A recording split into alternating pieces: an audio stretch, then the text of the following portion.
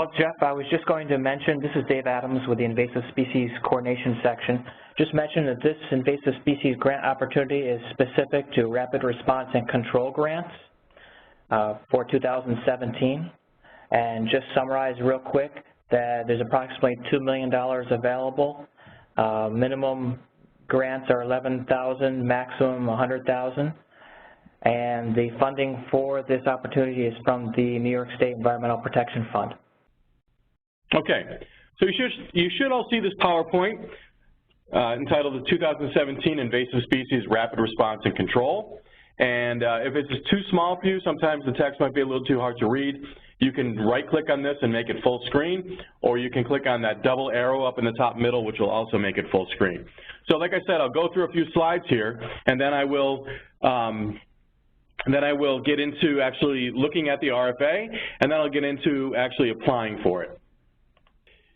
So let's get into this opportunity here. So the grant opportunity is called the 2017 Invasive Species Rapid Response and Control Grant. If we were to search for it in the grants gateway, you'll see it listed as DEC 01 ISRRCG 2017. So you need to know about these dates. The application deadline is on March 24th at 2 p.m. The system will not allow you to submit applications later than 2 p.m. So we're going to really stress that to make sure that you get started early and you submit it early. Don't wait until 1:57 to try to submit it, or 1:59 or even 1:50. Try to do it early, even a day or two early if you can. I'll show you when we go through, sometimes you'll encounter errors that you didn't realize that, sections you didn't realize you haven't completed yet. And if you're trying to submit it at, the deadline and you get an error, it's going to be too late. So we really want to drive that home that the deadline is the deadline and there's no late applications accepted, so do what you can to get it done before 2 p.m. So there's a Q&A session available as well, and what that is you can send in questions to an email address I'll show you in a few minutes, and those questions will be answered for everybody to see in a PDF that's going to be posted on the grants gateway as well. So I'll show you where to obtain that and where to see the answers that have been posted. Okay, so those questions are due by March 10th, by the end of the day on March 10th. So there's some technical assistance that we can provide you from the Grants Gateway desk, which will help you if you are stuck on roles and accounts and just starting your application or navigating through the system. So if you have problems with that kind of stuff, you can give us a call or send us an email. You can see we have a phone number here, 518-474-5595, and this email address, grantsgateway@its.ny.gov. We also have a website, which is the Grants Reform website, which is different than Grants Gateway, and that's just our help website. There's documents that help you navigate through the system, documents that talk about pre-qualification, the manual, and so on. There's also a few videos there as well. That is not where this video will be shown. This video, there's a link to it in the RFA right now, and that'll be updated later once I edit it and publish it. Okay, there are other webinars that we offer. If you're a not-for-profit and you need to deal with pre-qualification, you probably want to join or make sure you're pre-qualified, and if not, join one of the webinars for pre-qualification, which is Tuesdays and Thursdays at, I believe it's 11:30. Okay, so a couple things you need to know ahead of time. First of all is registration. Every organization needs to be registered in the Grants Gateway before you can actually work in the Gateway. So if your organization has already been registered, you already have an account, and you know that, that's fine, ignore this part. But if you're new to the Gateway and you haven't applied for anything yet and you don't know about it, you might need to get registered first.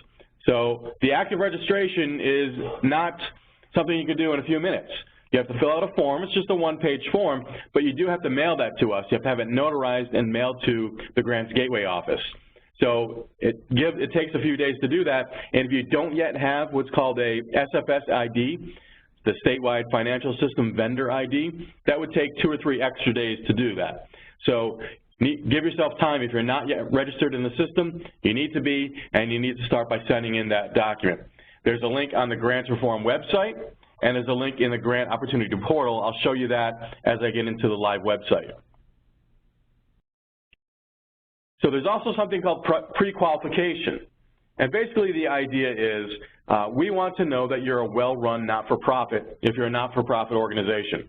And there are certain documents and policies and procedures you should have in place. Once a year, we ask you to update us with your most recent IRS 990, your most recent audits, and your most recent Charities 500 document. So that's called pre-qualification, submitting all that information to us, having somebody at a state agency review it. Doesn't necessarily have to be someone at DEC. Someone at the state agency reviews it and approves it all and marks you as pre-qualified. And it's important because you need to be pre-qualified before your application, before the application deadline. So you have to be pre-qualified by that deadline of 2 p.m. on March 24th. So this is not going to cover that right here. Like I said, we have webinars, we have documents, we have videos getting into pre-qualification. So I want you all to be aware of that if you're not already. Not-for-profits have to be pre-qualified, but governmental entities do not.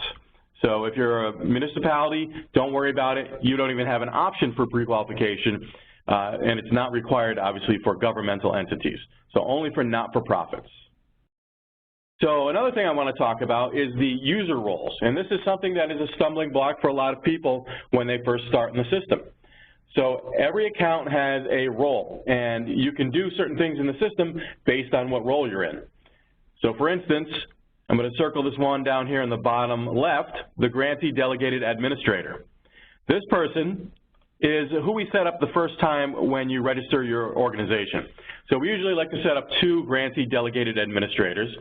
And you can see what they can do is they can add or edit user accounts, and they can manage pre-qualification, working in that document vault.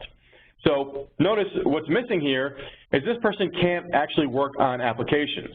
So if you're a Grantee Delegated Admin and you're wondering why can't I start an application, that's why. Because the way we set it up, these people can only do editing and adding user accounts and managing pre-qualification. If you want to apply for a grant, you need to be in one of these other 3 roles. And you can see there's some slight differences between them. First of all, I'll talk about grantee here.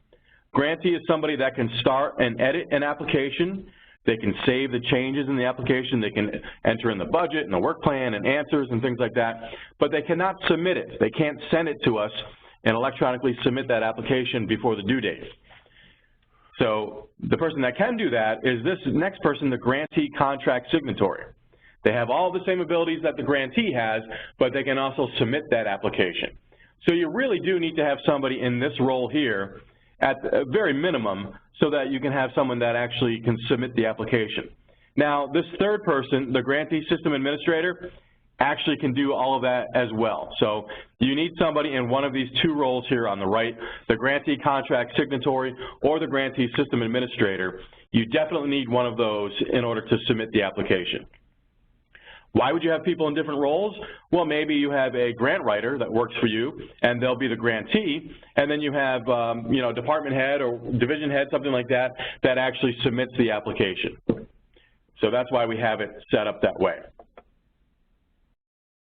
Okay, and at the end, if somebody wants to know how do I set up a user account, I can show that when we're done here. So I wanted to talk about the system roles a little bit more. These things are basically covered what I just said. I wanted to point out the last bullet point here, though. It's acceptable for one person to have multiple roles and thus multiple accounts. So you can use the same email address, even set up the same password if you want, but you do have to have a new account for each role. So if you're a smaller organization and you're already a grantee delegated administrator, it's perfectly fine if you want to be the grantee contract signatory as well. That's no problem with us. We leave it up to you, your organization, to decide who gets what role. So it's certainly acceptable if you have more than one role in the system. If your name is, let's say, Janet Smith, you might be J. Smith 1 for your delegated admin and J. Smith 2 for your contract signatory. Okay, so the next steps. Make sure your organization is registered in the gateway. If you already have an account, that means you are. If you're a nonprofit, make sure you're working on pre-qualification. You don't have to be pre-qualified before you even start the application. You just have to be pre-qualified before that due date of 2 p.m. on the 24th. Ensure that you have people in the right role at your organization that can work in the gateway. Download and read the RFA in its entirety. So many questions are answered in the RFA, and we hear someone ask a question, and we say, well, we can tell they didn't read the RFA because it's in there. So please download it and read it, and I'll look at it in a few minutes. If you have any questions, there is a email address here to submit the questions. Remember, they'll be answered by, I forget the date now, I think it was the 10th, and that'll be in the RFA as well. Start your application and submit your application prior to the deadline, and we suggest doing it 24 or 48 hours in advance. And I'll show you why at the near the tail end of this, why you would want to do that. All right, and again, like I said, you can start or work on your application even if you're not pre-qualified yet, if you're a not-for-profit. You just have to be pre-qualified by that end date. One more thing I want to say about pre-qualification. Like I said, it takes somebody at a state agency to review your pre-qualification. It really only takes them often a half hour or an hour, but you need to give them 5 business days. So if you submit something on the 23rd and then you get mad that you weren't pre-qualified, well, we need you to give us some time to actually get in there and do it. You don't know what the queue is, so still do that as far in advance as you can. Now, I've gone to the Grants Gateway, and just to remind you the website, it is grantsgateway.ny.gov. And you can see here, you don't even have to log in, and there's some information you can get from the website. So this is called the Grant Opportunity Portal, and it walks you through a couple things that you can do. Mainly, you can search for and view grant opportunities. So without logging in, I can go down here, and you can see these 4 buttons or boxes on the bottom. I'll start from the right because this is where that registration form is. If you still haven't registered your organization, you want to start here by clicking Request Access Now. You can go down to this registration form, and you would fill this out. And you can see the second page has instructions on how to submit it. And again, it's got to be notarized and mailed, and it has the address of where to mail it here. So if you're not registered, that's step 1. So that was request access for registration. Notification. So it's too late for this one right now, but if you were signing up, if you wanted to sign up in this notification section, you can be alerted by email the next time a grant opportunity comes up, a grant opportunity is posted. So for instance, if this one was under environmental supports and you filled out this form here and submitted it, you'd receive an email when this was submitted. So you can see I could select everything, I could select only non-health and human services, or individuals if I wanted to. So that's that notification right there. The other 2 buttons are Browse and Search. Browse gives me a list of all grant opportunities that are out there right now for all the state agencies.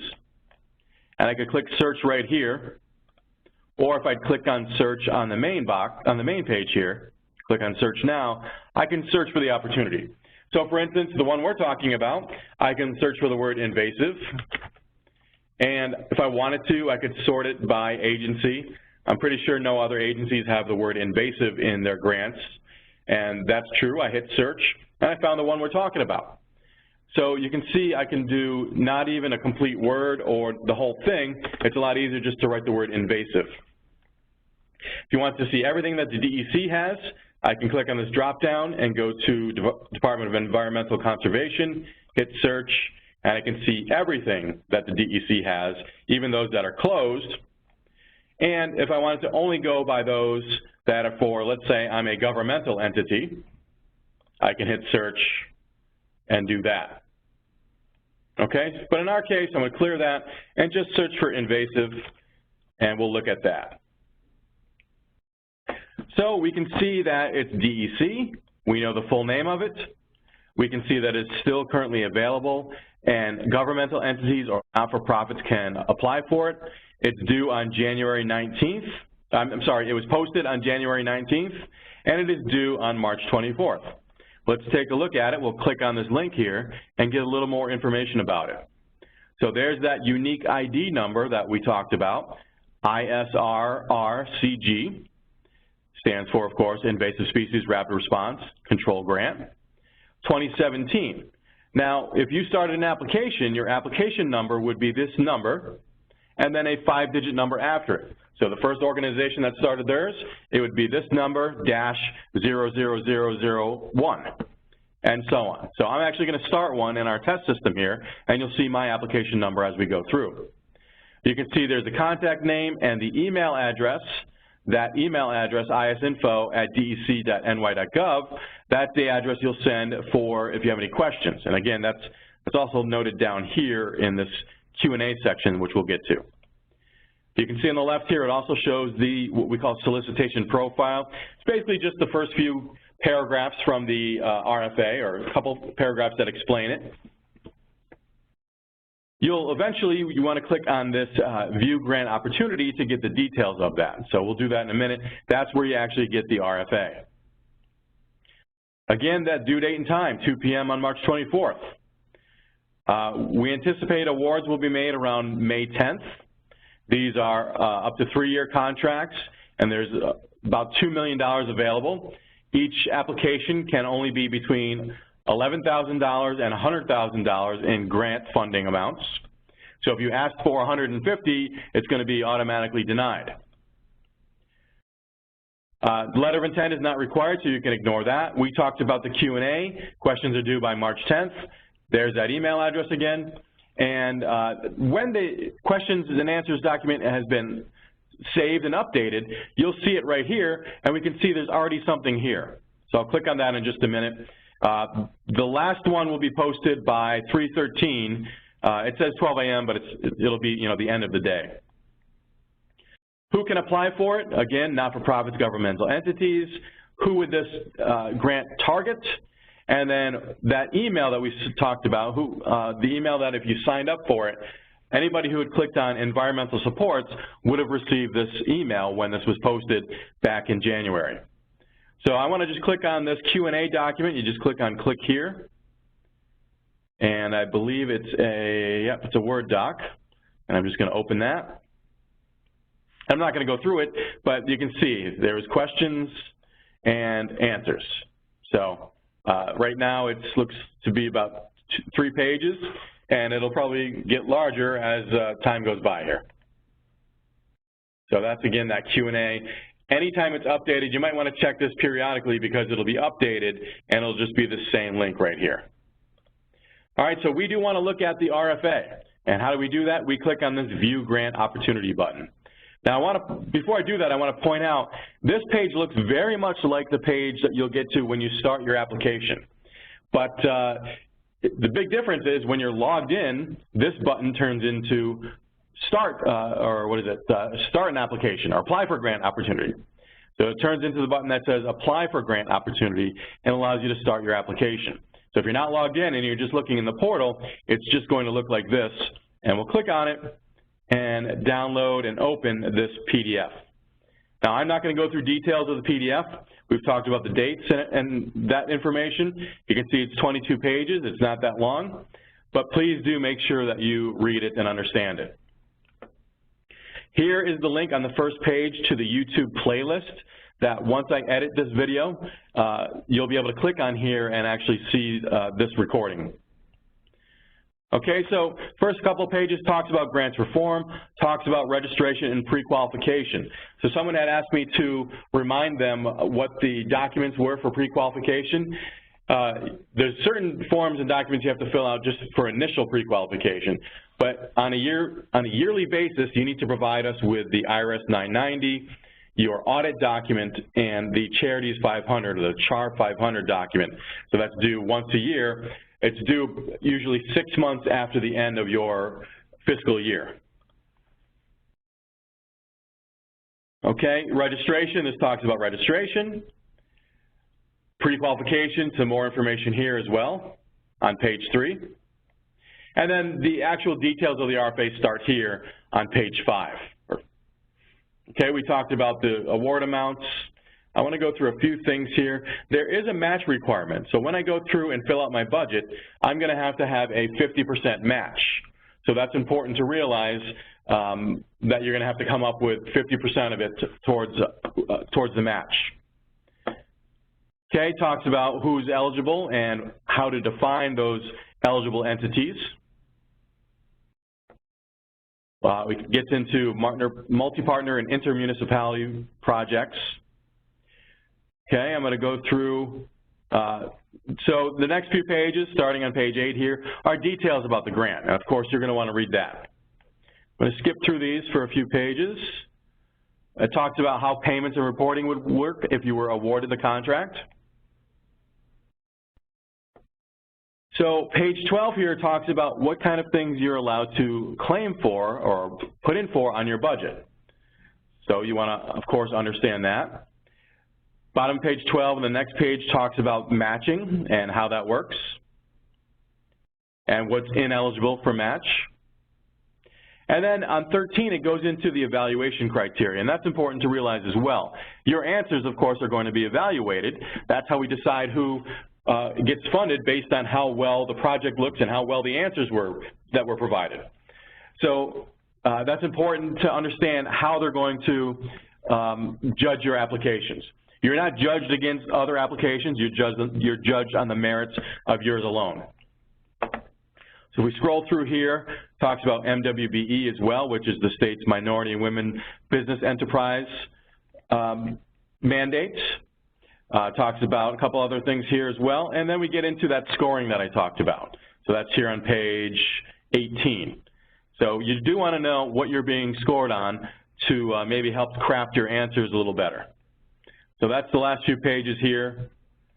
And if I get down to the last page, it's just an appendix listing high priority invasive species. Okay, so that's the RFA, not too long. I've seen some that are way longer than that, but certainly do understand it and have it handy when you're doing your application.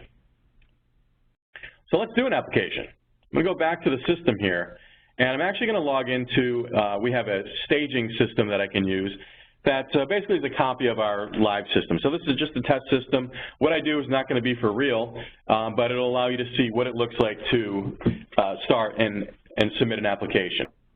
Okay, the application is only online. You're doing it all online. You certainly can be doing some things offline in Microsoft Word or different documents, but it all ends up having to be submitted online. So we go to grantsgateway.ny.gov and we log in here. We click on the Grants Gateway login page. From here, you should have a username and password that's already been provided to you. And I'm going to log in here as someone in the role of grantee.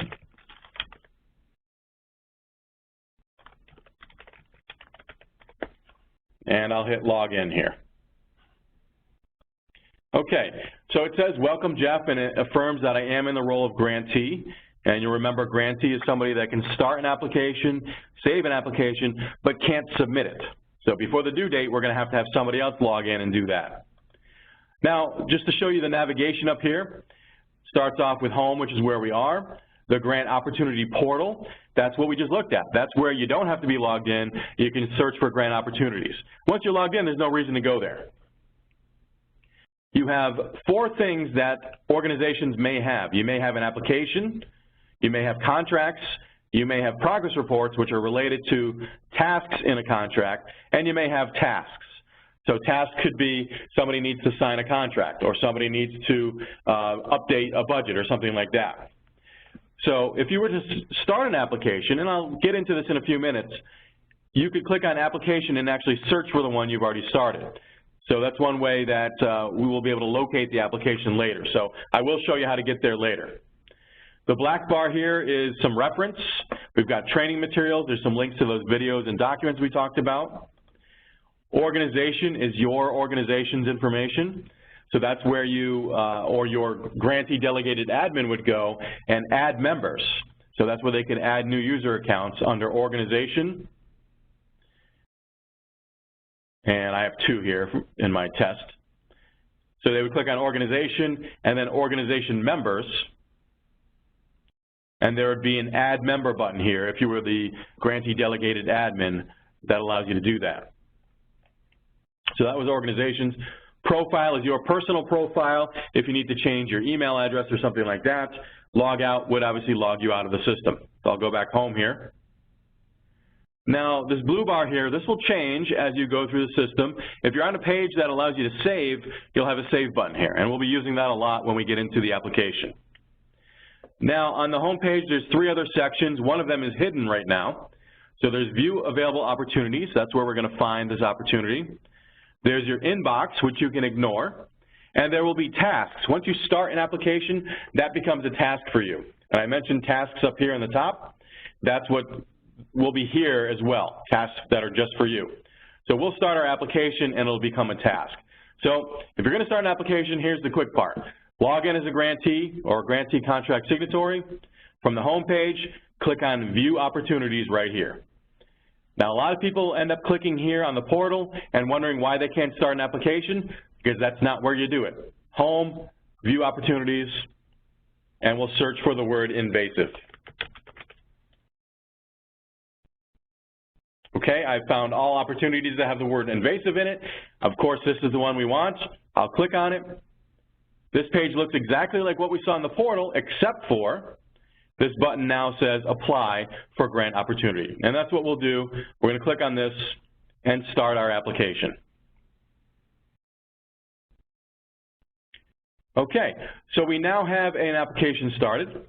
I am application number 14. So remember, I pointed out before that unique ID, and I know that I'm the 14th person to start an application for this. Now you can see there's a couple new buttons here, these green menus, or these green buttons. So first of all, menu actually brings you back to this main page where we are right now. Main page just shows the title and the amount of funding, and there's a schedule report we could look at later. Next is the forms menu. 99% of what you're going to be doing is done here in the forms menu. Next is status changes, which is when you want to submit it, that's where that'll be found. Management tools, there's an option here to add and edit people, which I'll show you when we go through this. Check for errors if you want to make sure that you haven't missed anything. And then progress reports and related documents, they are dealt with once you have a contract, so you can ignore that for now.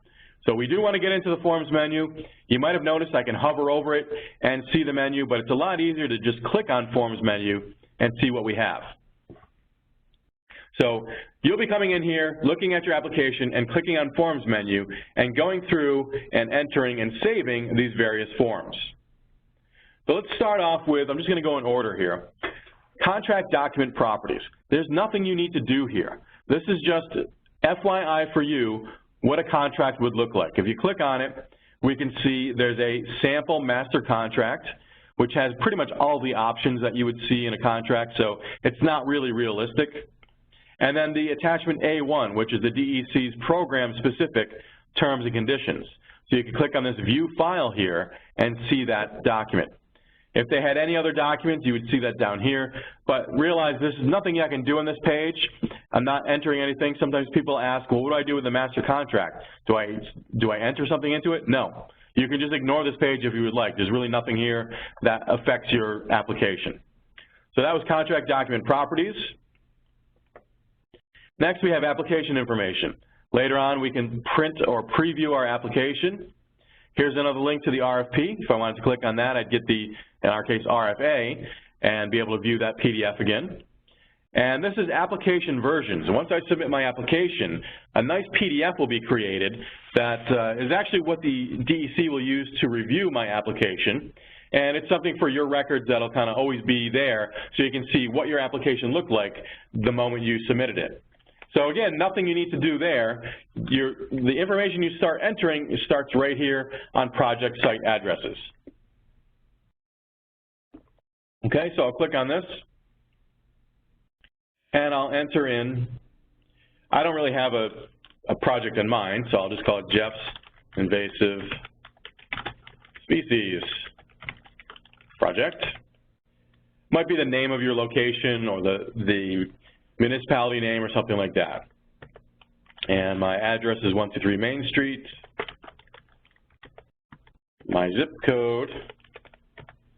And then you can see there's two boxes here, Regional Council and Agency-Specific Region. So Regional Council is not required. I know that because there's an NA here. But if you wanted to pick it, you could. That is the state's regional economic councils. And if you didn't know what that was, if I go to another tab here, I'll just go to Regional Councils, forget what it is, So it's regionalcouncils.ny.gov. And this shows what council you're part of. In my case, I'm part of the capital one. So again, that's not a required question. You can leave that blank if you want. But the next one is which region you're part of. And I believe that should be in the RFA, and I'm just going to search for the word region here. I forget if it was or wasn't.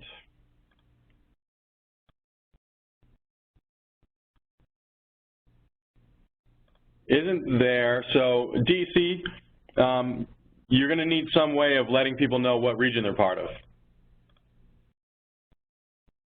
So I'm just going to hit save on this, and I'll let them jump in later to discuss that. Okay, so I'll hit save.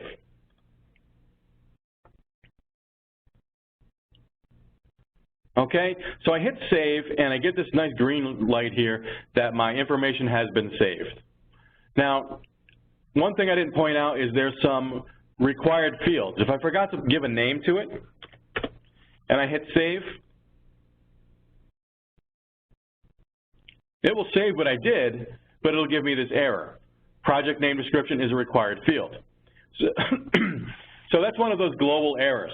We talked before about under management tools, there's check for errors, and there's also this button here, check global errors. I'm not going to click it now because I've just started, but you want to click those when you think you're done to see if there's anything that you've missed. And it will never let me submit my application without taking care of all these errors. So let me put that name back in, and I'll hit save. And I've got the green light again. Okay, so I'm just going to go work through the Forms menu. I'll click back on it again. And really the meat of your application is right here under program-specific questions. Okay, so there is a project title. And just give it the, forget what we have here. I'm just looking in. We do want you to just give it this generic name, so you can call it Invasive Species and Rapid Response and Control Grant. So that's what I'm going to give my project title. Okay, so from the RFA, there was the project types. So we can see, is this an eligible project type? Is it physical and mechanical removal, chemical treatment, or biocontrol release? Let's call it chemical treatment. Now let's call it this one. So I'm going to be physical and mechanical removal. So you notice that these questions have spaces to fill out answers.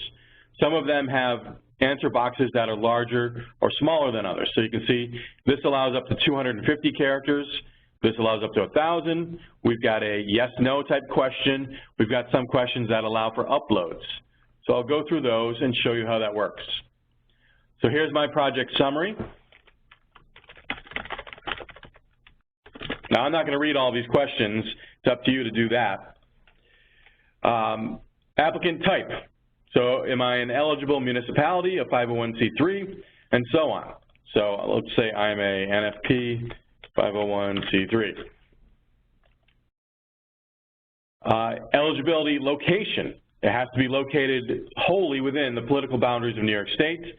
If you answered no, that would pretty much disqualify your project. So answer yes, because we're just making you affirm that, yep, my project is within New York State.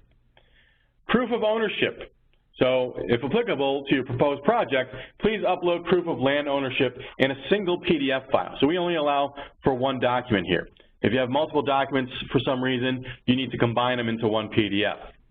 So maybe I have an explanation here, but I do need to upload something. You can see the red asterisk here. I do need to upload something. So in here, maybe it's a deed or something like that. I just have some kind of bogus blank documents that I'll attach, and I'll do that. Other funding about eligibility. So if you're already receiving funds from New York State or federal assistance for the same project, it's not allowable. So you're going to want to answer no for that one. Okay, number 7 is location, and you need to upload a map. And the question is, I think it's, have you uploaded the map? So we're going to click on yes, and I'll upload my map. Of course, I don't really have one, but we'll pretend we did. A lot of people are asking questions about if your project is this or that. I can't answer that, so don't ask those questions. Those are for DEC to answer. And maybe at the end, if they want to hang on, they can answer those types of questions. But right now, again, this is just technical. It's not getting into, what kind of project you can do. All right, so I'm going to hit save here, and I want to explain why you might do that before you're done. Someone asked, is there a specific map type they want? I would strongly suggest to put it in a PDF. So I hit save, and if you notice, I went through questions 1 through 7, but of course I didn't do 8 through 19, and I get all these errors. So that's fine. It saved what I did. So you don't have to do this all in one sitting. You can come back the next day or next week and finish it up. But I wanted to point that out because another important thing is that you do need to hit the save button periodically. The system will log you out after 20 minutes of inactivity. And inactivity is seen by the website as simply, if I'm typing in these fields, it doesn't know I'm really doing anything until I hit save. So don't think by typing in these fields that it's kind of satisfying that requirement for keeping you logged in. You have to hit save every 5, 10, 15 minutes or else it'll log you out. It'll log you out after 20 minutes of inactivity. Okay, so this is a good time to get out of my application. Let's say it's the end of the day, I'm logging out, and I'll come back another day. So if I logged out, and I came back and logged back in, you'll notice now I do have a task. So I can click on Open Tasks and get back to that application that I've already started. Another way of doing it is if somebody else at your organization wants to do it, maybe you want them to work on it as well. Maybe you're doing the questions and they're doing the budget. That's fine. They would have to search for it, though, because they didn't have it as a task. So to search for the application, I would just go up here to Applications. And if you've never started any applications before, you can just leave all this blank and hit Search. In my case, I'll just search for the word invasive. And I can see there's that application number 14 that I've been working on, and I can click on it and get back to where I was. So that's what I'll do. I'll click on it and get back in it. Back to the Forms menu and back to our program-specific questions. So I can see that red hand because, of course, I've got a whole bunch of questions that I haven't answered yet. So let's click on that, and I'll continue with my answers. So I'm not going to go through all these questions and answers.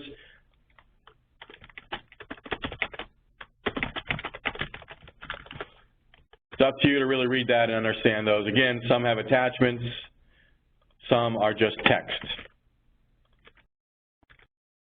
So this one you can see is a optional attachment. So what type of method of control does the applicant intend to use? Provide justification in the form of an upload or of text. So you can do either or there. All right, I'll do number 12. You know what, I'm going to skip number 13, and I'll tell you why in a minute. I'm just going to skip it because I want to have an error to show you what happens when you have errors. So I'll pretend that I don't notice that we have an error there. So I'm going through and answering these questions. Now, some of these questions might require a lot of thought and a lot of text. And you'll notice, as I type in here, it only really gives me the ability to see 3 lines at a time. Not very easy to read what I've written. So we suggest to you that you answer your questions in, say, a Microsoft Word document, get everything nice as far as punctuation and grammar, and then you can copy and paste it into these fields. So that's perfectly acceptable to do it that way. That's how I would do it, is I would have my answers already prepared, and I would just log into the gateway and fill out those answers. Of course, you're going to have a lot of attachments in this one, so you want to have them named properly. Let me point something out with that, too. And it's not, I don't think it's said in the RFA, but it's something to remember. The system will create these application PDFs when we're done, and we'll look at this after I submit it. But there's 2 things that would make that application PDF fail. Doesn't mean that your application fails, it just means it makes it harder for us to review it. And those 2 things would be a document, a PDF, that is secured with a password. Our system doesn't like those. And it would also be a document that has weird characters or special characters in the title of it. So you can't use a @ symbol or a % sign or something like that. You can only use letters, numbers, underscores, dashes, and spaces. So try to make sure that it's not the end of the world if something like that happens. We'll be able to recreate the application PDF, and it doesn't affect your eligibility. It just makes it a little harder on us, and I want to avoid that if possible. So number one is don't include a document that has that is password protected. All right, so I'll continue to keep answering these questions. And I'll hit save and save this page. Now I expect an error on number 13.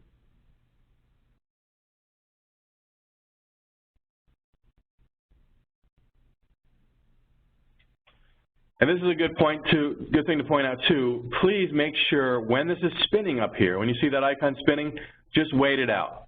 This is our test system, which is a little slower. Usually our production system is super fast. There's really no problems with it. But sometimes it's generating a document or something, and it takes a few seconds. So don't do anything if it's still submitting there, if it's still doing that circle there.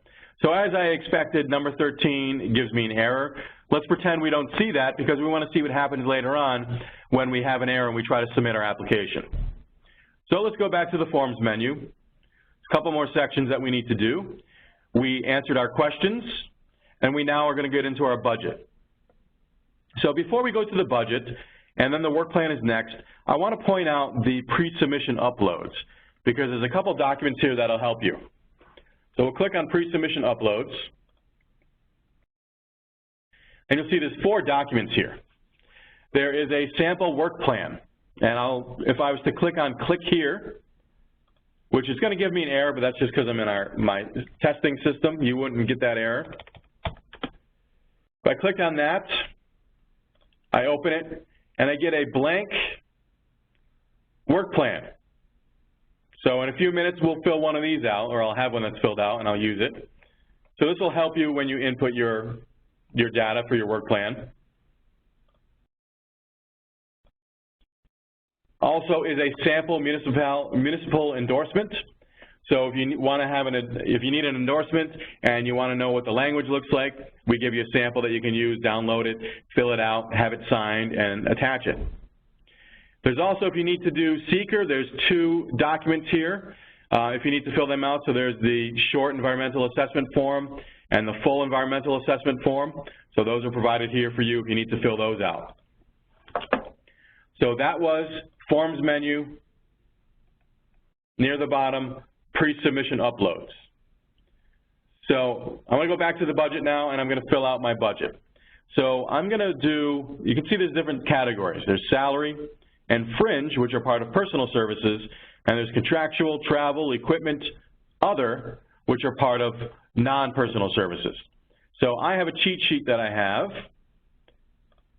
that I'm going to use to fill out my budget. DEC provided me this. I don't know, these are kind of realistic type fields that we could fill out. Okay, so I'm going to start with salary.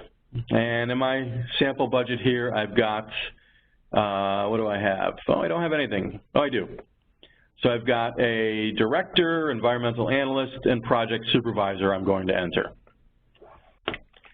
Okay, so we'll go, I went to Forms menu and I clicked on Personal Services Salary, and I have a blank entry.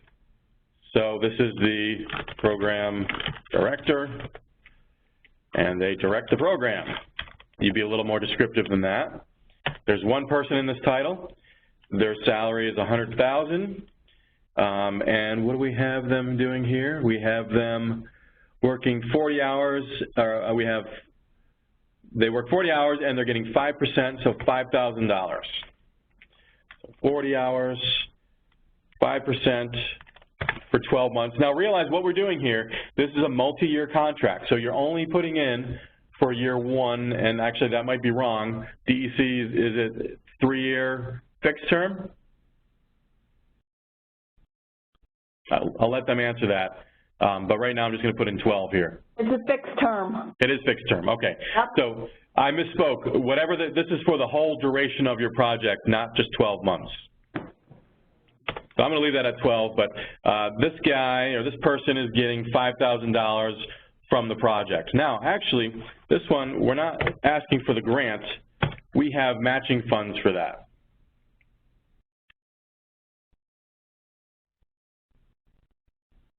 Oops. So I'm asking for 0 from the grant, and we have $5,000 in matching funds going towards this. So I'm not going to do match first. I'm going to go and do some contractual instead. So I've got tree removal for $75,000. So let me go and put that in. So tree removal, including cutting and site removal. So I'm going to go back to my forms menu, and go back to my budget, and down to contractual. And I'm going to do tree removal, and you'll have a justification. It's not going to be the same text, but in my case, just to make it easier, I am. And this is $75,000. And I'll hit save. Okay, so far I put in for $75,000 I'm asking for from the grant. And go back to my little example here. I've got some safety equipment. So I'll go back here. Now, there's also a narrative for every section. If you look at the forms menu, personal services narrative. Contractual narrative, and so on, travel narrative, equipment narrative. So they're not required fields as far as the gateway is concerned, but we do want you to fill them out. We want you to explain in a little more detail why you're asking for this. So I clicked on the contractual narrative, and I'm going to write here is my narrative. So it explains what we're looking for from you. If applicable, provide a description of the service, rate, estimated hours, and so on. You know, your quote or however you got there, something like that. And of course, hit save. So I'll go back to my forms menu, and I'm not going to click on it. You notice I can hover and then click, and I'm going to go to equipment. And my equipment was safety equipment, and I'm going to purchase it. And what was it? It was $705. And I'll hit save. Okay, what else do I have? That.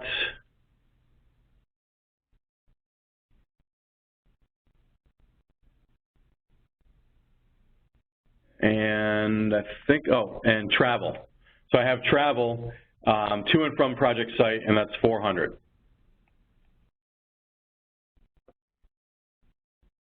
Actually, no. I'm sorry. The 400 and the 705 we're going to put in match funds here. Okay. So let me edit that. I'm going to go back to this, and the 705 is going to be match funds. Let me show you why I'm doing this and what we're getting at. If you look at my little cheat sheet here, I have a project that costs a total of $113,605. $75,000 of that I'm asking for from the grant, and I have a match of, it's got to be at least 50% of 51%, which is $38,605, which is my salary, my travel, and my equipment added up together. And if you were to do the math there, that comes out to be 51% of $75,000. So what I'm doing is filling out my budget not only to show what I'm asking for from the grant, but what I have in match funds to satisfy that 50% requirement. So let's go back to this, and I'll show you where this plays out. If I go in the Forms menu into the bottom of my budget, there's the Expenditure Summary. It's going to give me an error because I haven't filled out enough of a match yet. So I click on this. It's showing me that I have $75,000 here. Actually, it does. I haven't filled it all out yet. So it says $75,000 here, but I only have $5,705 of match, which is only 7%. My requirement is 50%, so it's never going to let me submit my application until I meet this 50%. And that's what this error up here means. Match funds total must equal match worksheet detail total. And the match funds total cannot be less than this 50% here. So now that I have my contractual, which is the $75,000, let's go in and finish equipment and my salaries where I have match. So I'll go back to salary, and remember I put in the program director, and she was $5,000 of match. So I have another person to add. And you notice every time you hit something on a budget page, your save button is there, but also now you have an add button. And I can click on add and get a blank line, and I'll enter in the environmental analyst for 50 and 15% at 7,500.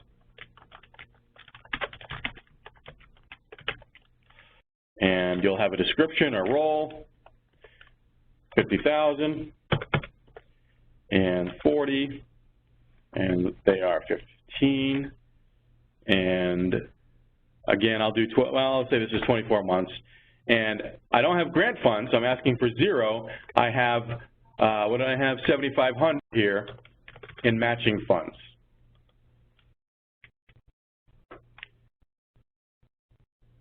Okay, and back to my cheat sheet, I have another person, project supervisor, at 25,000. So I'll click on add.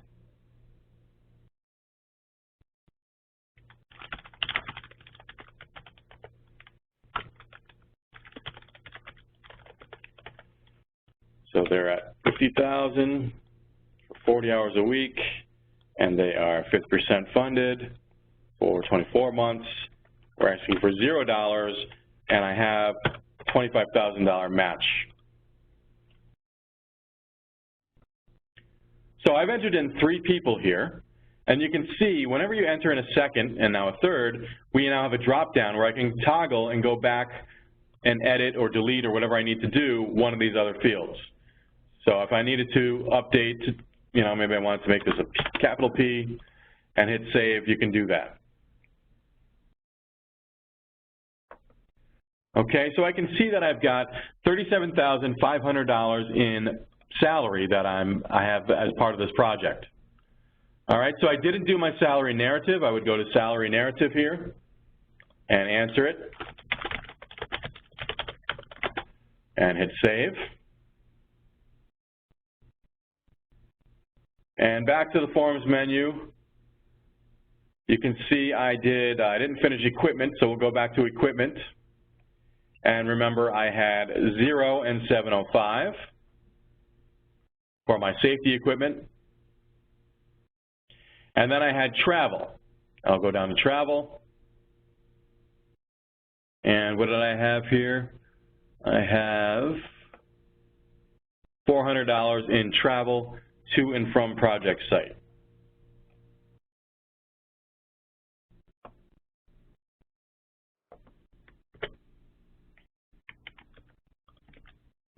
I'm not asking for anything from the grant, but I have $400 for that.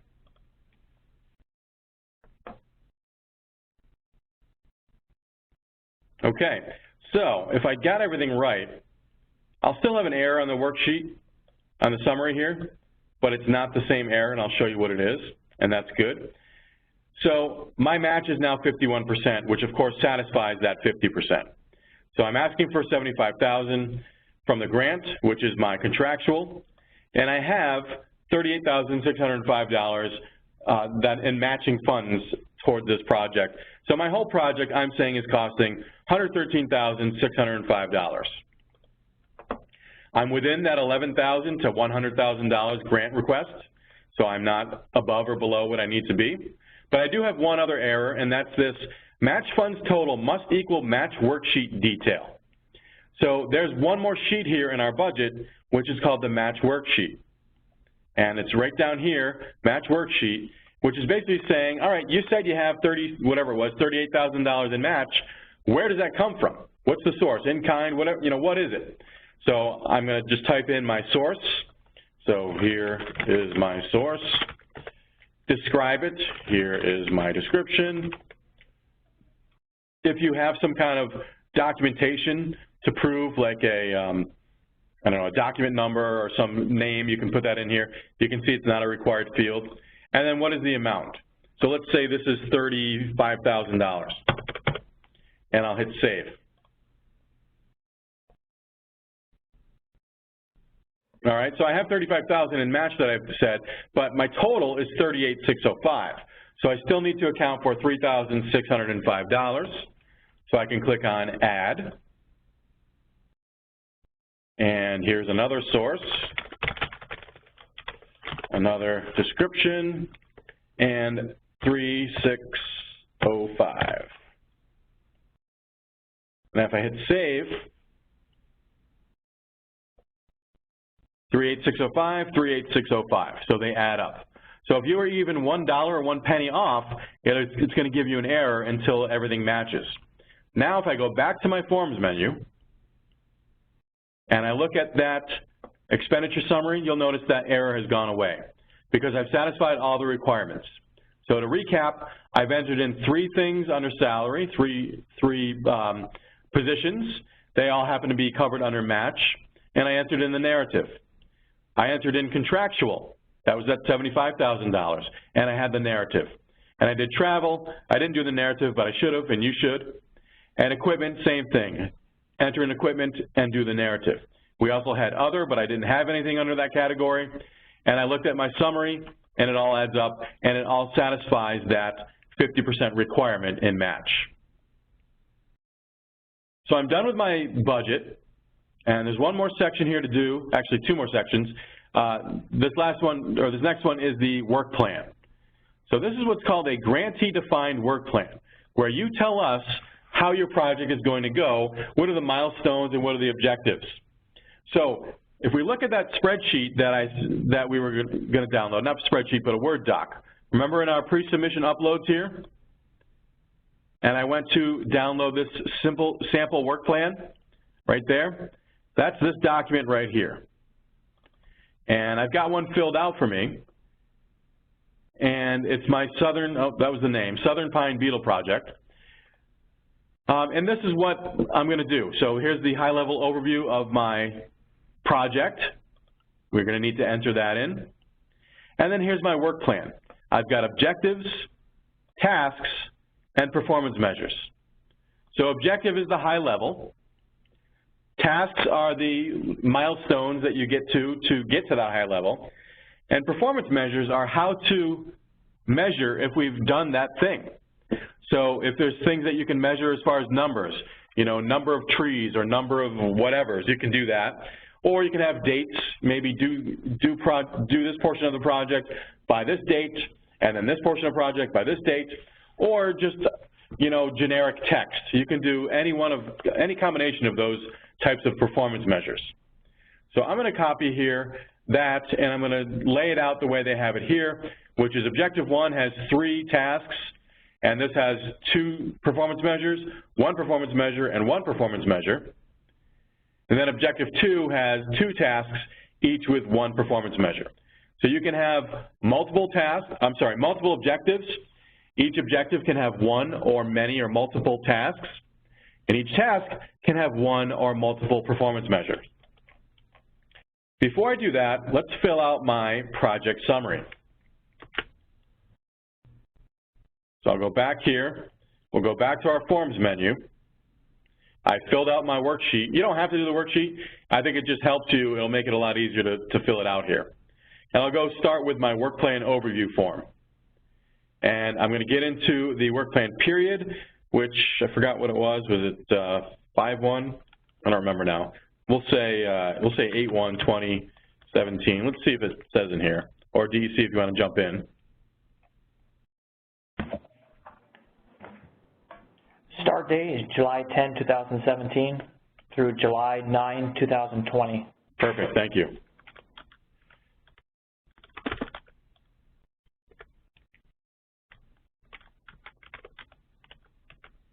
And you're not in trouble, or you haven't made a mistake if you don't get that right. If you do get awarded a contract, that can be fixed later. All right, so here's my summary that I grabbed from that Word doc. And now there's another thing I want DEC to answer, organizational capacity. Is this something you want them to fill out?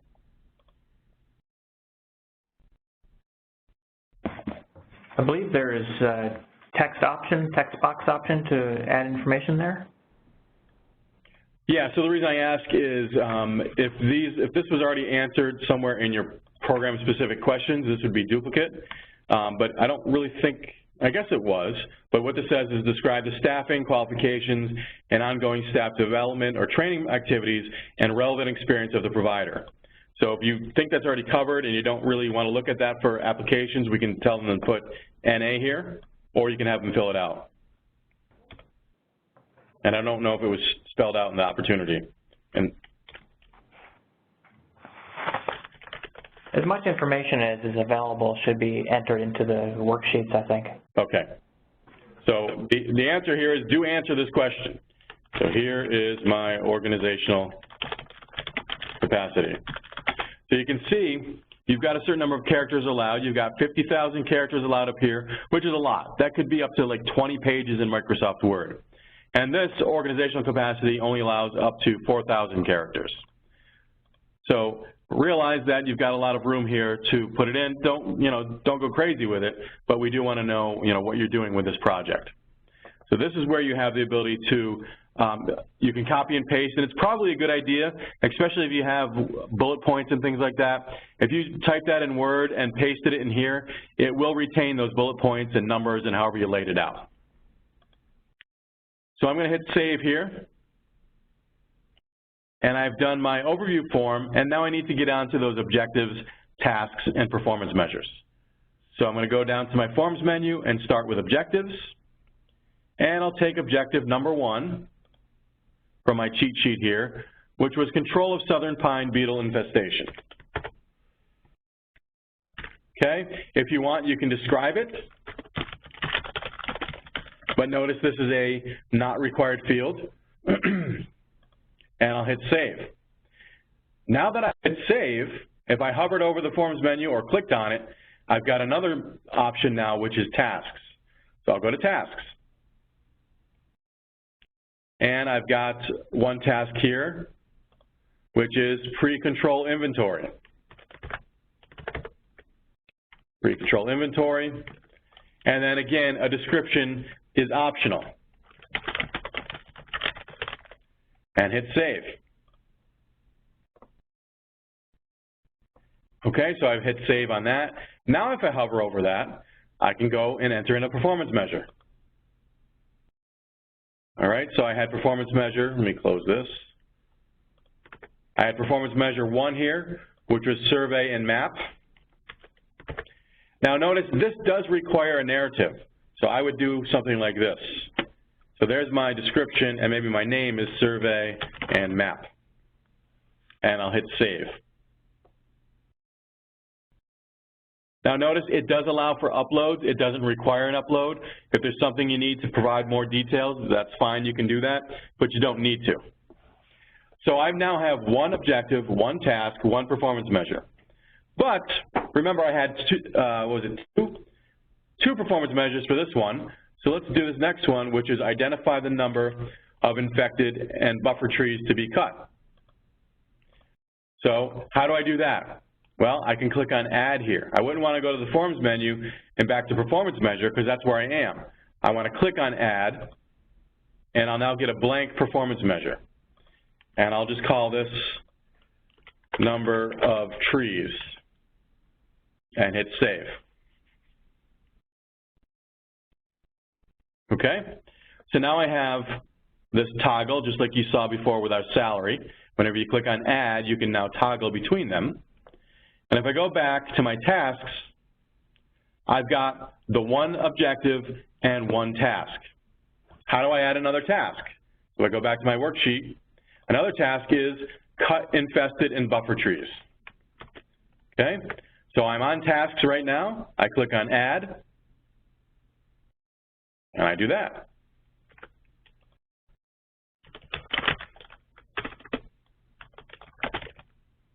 And I'll hit Save. Now that I have two tasks, it lets me toggle between them.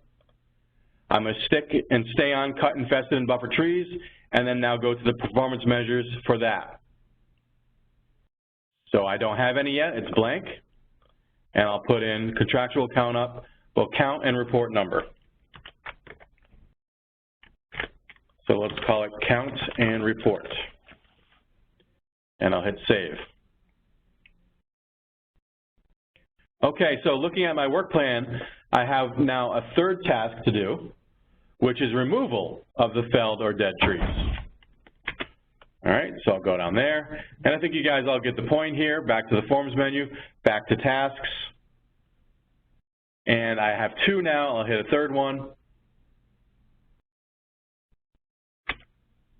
and I'll call it Removal of Felled or Dead Trees, and again, whatever I want for my description, hit Save, and now I can go in and add a performance measure for that. And that is contractor will remove all felled and dead trees. All right, so I'll call this remove trees, and I'll enter that in and hit save. And finally, if I want to go all the way back to objectives, I have to go back to tasks, hover back over the Forms menu and back to objectives. Or I could have just clicked on the Forms menu and gotten to objectives that way. So I have only one objective, 3 tasks, and multiple performance measures. Let's add our last objective. So I'll click on Add. And I'll go to this next page and replanting. So replanting, my description.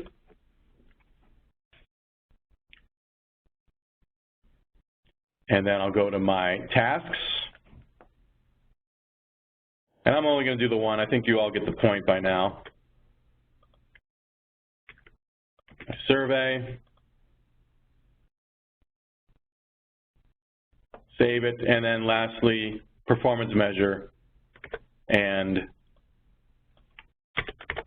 I'll call this survey area and paste that in there. And if I was following along, I would add one more task and one more performance measure. Okay, so I've done everything in that section. The last part is the pre-submission upload. There's nothing required here. Remember, we looked at it before. You had the sample work plan, which we just looked at. We had the municipal endorsement, a little template for you, and we have the seeker documents as well. So download them. And if you need to attach something, you can see we could just click on Browse and attach it. But of course, you don't really need to do anything for these. These are just for your information. So I feel like I'm done with my application. I've gone through and I've done all the sections. There's one last section that I kind of want to stress that you don't need to do anything here.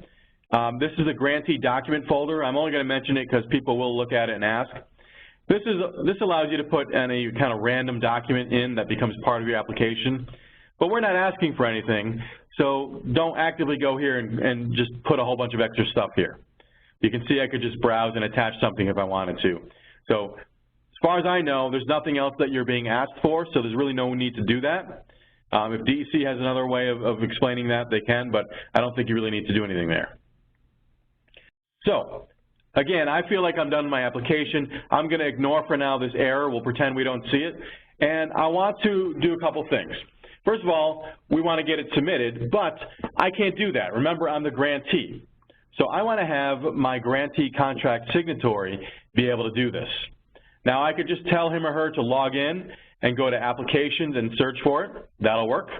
Or if I want to give it as a task to them, that's simple as well. I can go to Management Tools and Add Edit People.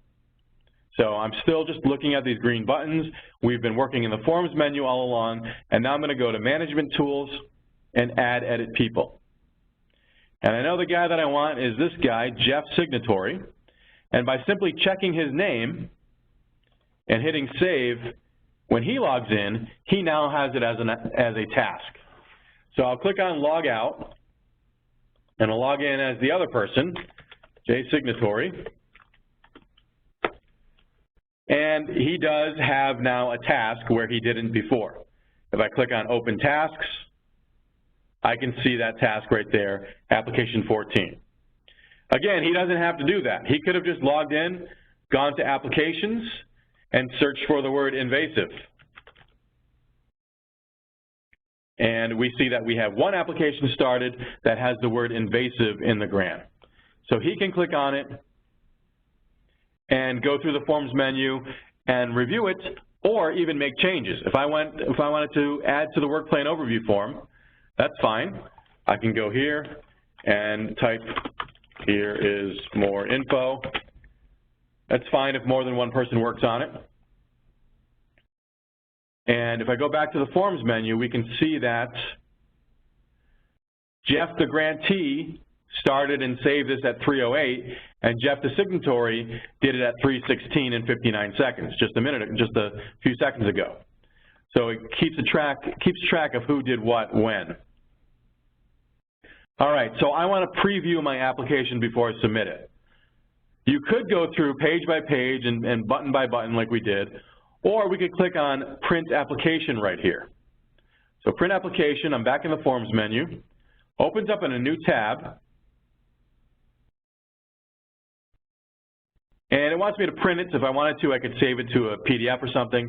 I'm just going to look at it on my screen, and I can see this is basically everything we've done. So my project name and my address, and then the answers to the questions. So remember question number 1, and question number 2, and question 5, and I had an answer here and an upload. Now, this preview doesn't let you see the uploads, so you do want to double check that, and I'll show you where that is. But it does let you see all the details of your answers. Now, my answers were short, but if you have some very long ones, it makes it a lot easier to read them right here. So that was my program-specific questions. Now my budget, here's my salary narrative, fringe, which I didn't do anything, contractual, there's my $75,000, travel, and so on, and then I'll get down to the budget expenditure summary, and then I get down to my match worksheet and the work plan. Work plan, objectives, tasks, and performance measures. Okay, so that's allowing you to preview what you've entered and make sure that you don't have any glaring errors. Now, what I didn't do is I didn't see the attachments that I made. And again, we're ignoring this error. We'll pretend we didn't see it. We'll go back to the program-specific questions. Every time you've made an upload, there's now a view file here. And I can click on that and see what I attached. So this is just Jeff's sample attachment. If it was a real document, of course, you want to make sure that you attach the right thing here. Yes, that is my proof of land ownership. Yes, this is my project location map. So make sure that you click on View File to double check what you've attached. Okay, so besides the glaring error that I'm pretending I didn't see, I think I'm all ready and I want to submit this application. So if I wanted to, I could do this check global errors and look for errors. I'm going to pretend I'm not going to do that, and I'm going to just try to submit it. So to submit it is go to status change and then apply the status of application submitted. Again, I have to be the right person. I am a grantee contract signatory who's allowed to do that. Notice that we're in the status now of application in process. When I successfully submit it, it'll get to the status of assignment of reviewers, which means DEC has it and they can assign reviewers to my application. So let's try to submit it. Status changes, application submitted, and it says, wait a minute, you've got an error. I've got actually 4 errors. So this is good to show. The first one is because I missed number 13, which you all know. The next 3 are basically saying, hey, you made a change in this section. Make sure that didn't affect anything else in the section. Remember when I went in and changed some of the text in my in one of the tasks? Well, now it's saying make sure these other tasks aren't affected. It's kind of an annoying error, but it's good if you want to know that, oh, someone made a change here, let's double check it. So I can just click on these. It'll bring me to the page. I don't even have to do anything. I know this is fine and it's good, so I can try to submit it again, and I'll have now 1 less error. And I'll click on this. I'll try to submit it again, and I'll have 1 less error. And I'll click on this. I'll try to submit it again, one less error. And finally, the one I really do have to fix, which is number 13. So I click on program-specific questions. I go down to number 13, and I realize I missed it, and here is my answer. And hit save. And my error has gone away. So that's the big reason why we say don't wait till the last minute to submit your application. What if you missed number 13 and the clock is ticking and it's 1:58 and you realize you didn't answer that question? So please try to submit them a day or two ahead of time. All right, so now I'm happy, I can submit it. I could have done this check global errors to do the same thing, find the errors, but upon submission, it does it as well for you. So status change, application submitted, and it asks me to agree to this, basically saying, yes, I'm allowed to submit applications on behalf of my organization. My organization will adhere to MWBE rules if it's required. You know, I haven't given my password to somebody, things like that, and I click on I agree.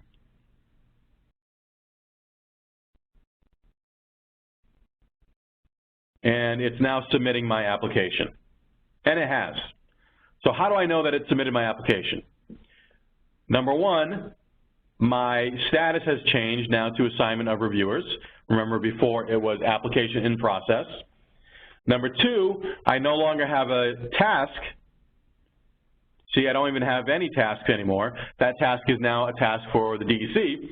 And number three, I will receive an email in a few seconds that says, congratulations, you just submitted application number 14. So 3 ways of knowing that you successfully submitted your application. Okay, so I want to do one last thing. I shared my screen again, if you're still able to look at it. And I want to show that application PDF that was generated. So again, it takes 5, 10, 15 minutes after you submit it. But I've logged back in, I've gone back to my application number 14 here, and I'm back on the Forms menu. And you can see, I know because of this pencil icon, that it's been updated, and this is application versions. So if I click on application versions, here is a PDF link to the application I submitted on 2/8 at 3:22. So I click on it. It's going to want to download and view a PDF here. And it's a nice, just kind of one document that encompasses everything that I've done in this application. This is what DEC will use to review your application instead of them having to click through all those pages as well. So we can see the name of the grant, the name of my organization, which is just sample organization. I'm application number 14. This is what I called it. Remember, I'm asking for $75,000. This is who submitted it and when. And then we get into that project site address that I filled out. We get into the questions that I answered. So here's one question or one answer, here's another answer, and so on. Now remember the attachments. I've got an attachment for number 5. It's telling me that there is one, but I'll actually see that attachment in a few minutes. So I've got one for number 5, one for number 7, and 8, and so on. So there's all the answers I provided. So after the program-specific questions, here's my attachments. There was my first attachment, my second one, and of course these are just one-pagers. They could have been 15, 20 pages. Your deed might be, I don't know, 80 pages or something. Here's another attachment, another, and now my budget. So it starts with the budget overview, the summary of it, and then it goes through the personal services, the descriptions, and then the justifications, contractual, and so on. So here's all the details of my budget.